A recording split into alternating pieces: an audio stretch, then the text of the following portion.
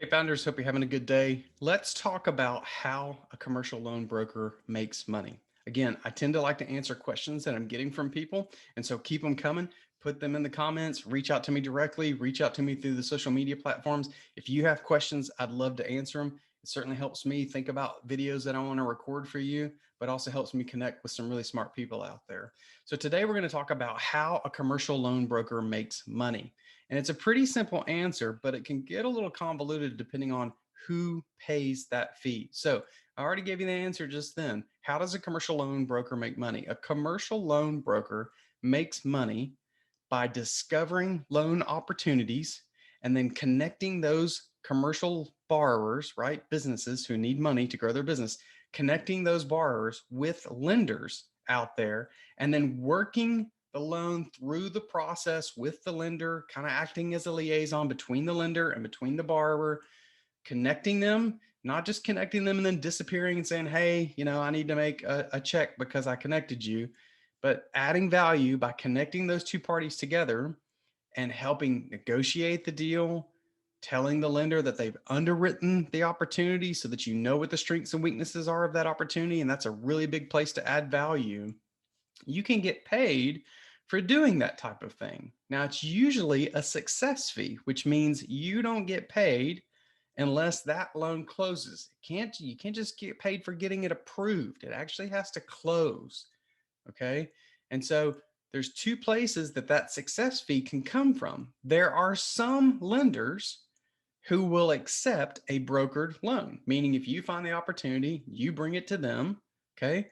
They will accept that type of loan. They still process it and do their own work on the loan request, but they will pay you essentially a referral fee for bringing that to them. And that fee generally ranges, in my experience, from somewhere on the low end to 0.5% to 2%. And so 1% is kind of the average that you could expect to make. So if you're brokering, call it a $4 million loan, which I have the opportunity on right now, 1% means a $40,000 payday if you get that loan approved and closed. Now, that sounds like a lot of money for one deal, and you can make a lot of money as a commercial loan broker. That's why I'm recording this course for all of you to help you start this type of business, either as a side hustle or full time.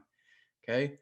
You can make a lot of money doing this. Even $100,000 loan at 1% means you're going to get $1,000 check. Okay.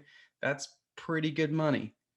Okay. Now, the key is you got to get that loan approved and closed.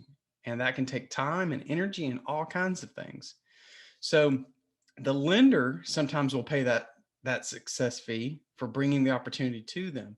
But what do you do if the lender doesn't pay broker fees? So there's a distinction here. Sometimes the lender will accept a brokered loan, but they won't pay the fee.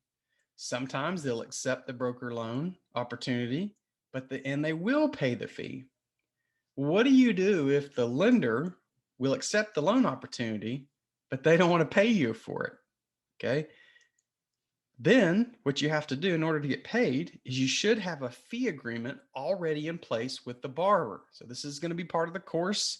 I've already started to record it. And what I walk you through is the process of lining out all the right legal documents so that you can get paid from the appropriate party. Typically, you'll have a fee agreement in place with the borrower before you take the loan to any lenders.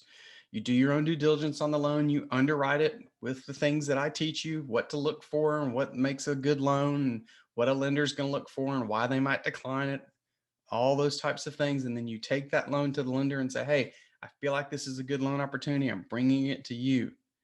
Okay, but if they won't pay your fee, you should have a fee agreement in place with your borrower. Now, one of the things I want you to be careful of is let's do business in an ethical way. Don't double dip. Don't get a fee agreement with your borrower and then turn around and get paid by the lender as well. To me, that's double dipping, and that's unethical business. Okay, but you need to have that fee agreement in place in case the lender won't pay you. Now, you should know that ahead of time if you've worked with this lender before. If you haven't, or if they're on the list of lenders that I'm going to end up supplying you through this course, I tell you whether they accept brokered deals or not. Okay, so there's two places to get paid your success fee: from the lender or from the borrower. And that's a really, really important distinction. Now, what I want to talk about for just another second is to tell you why some lenders won't pay a broker fee. It's not because they don't like you bringing them opportunities. They certainly like that, especially if it's a good opportunity. But some lenders don't like broker fees because they feel like brokers sort of try and force a deal through, or that they will bring them bad deals that maybe nobody else wants. What some lenders think about, this is something you have to think about as well. Why would this borrower be using a broker to bring for the deal? Why wouldn't the borrower, excuse me, just come to the lender directly? Well, there's a couple of reasons. The borrower may not know that lender exists. They may not know what that lender is looking for. They may not have the time and energy to negotiate with the lender. There's all kinds of value you can add as a broker. We'll talk about that as another time. But some lenders hesitate to accept broker deals because of those things. They just don't see the value the broker's adding. And maybe they've had a bad experience with a broker in the past who's brought them a couple of deals, and those have all been bankrupt deals. Okay. So they may have a negative connotation of a broker. That's why on the front end, when you establish a relationship, you want to understand if they'll accept a broker deal. That can impact whether or not they're willing to pay your success fee, your commission. Okay. So just remember, it's two places to get paid in a deal. It's typically a success fee. I have seen brokers charge an upfront fee. I've done it in the past because it can be a lot of work. I really don't prefer that model. I think if you're good at what you're doing as a broker, you can quickly determine if an opportunity has a chance for getting approved. I've done this so long now, I can look at a loan opportunity and I can tell you in about 10 or 15 minutes the chances of getting it approved. And so I don't charge it an upfront fee. I would charge a success fee on that. Bring in that loan application, take it to one of my lenders of choice that I've worked with in the past that I know has a good appetite for this type of deal.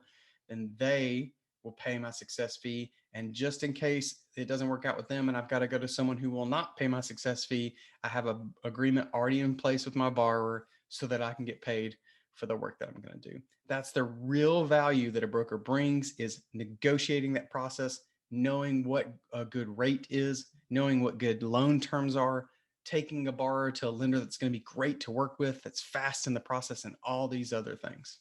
Anyways, till next time, I hope that helps and I hope you find your voice. Have a great day.